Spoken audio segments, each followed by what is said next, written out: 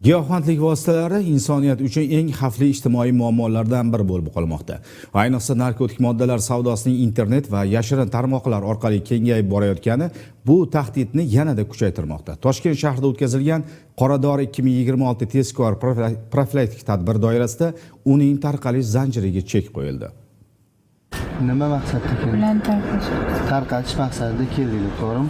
Ma'lum qilinishicha, Sergeli tuman ichki ishlar organlari faoliyatini muvofiqlashtirish boshqarmasi, profilaktika inspektorlari va jinoyat qidiruv bo'limi xodimlari tomonidan o'tkazilgan tezkor tadbir davomida yuqori professional yondashuv, tezkorlik va aniq muvofiqlashtirilgan harakatlar natijasida jinoyat o'z vaqtida aniqlangan. Mahallani ko'zdan kechirib yurgan vaqtimizda avtoulov shubha uyg'otgani sababli 2 nafar xolislar bilan avtoulovni ko'zdan kechirgan vaqtimizda narkotik moddalari borligi aniqlandi.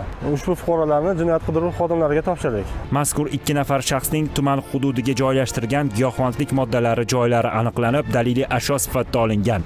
Mazkur shaxslardan jami 114 dona qadoqlangan, 77 gram gashish giyohvandlik vositasi olingan. Mazkur holat yuzasidan O'zbekiston Respublikasi Jinoyat kodeksining 273-moddasi bilan jinoyat ishi qo'zg'atildi. Gumonlanuvchilarga nisbatan qamoq ehtiyot chorasi qo'llanildi. Hurmatli fuqarolar, agar sizda giyohvandlik vositalarining savdosi haqida biror bir ma'lumot bo'lsa, Ichki ishlar vazirligining kol markaziga Telegram orqali Stop Narkobotga murojaat qilishingizni so'raymiz. Axborot bergan shaxsning shaxsiy ma'lumotlari sir saqlanadi.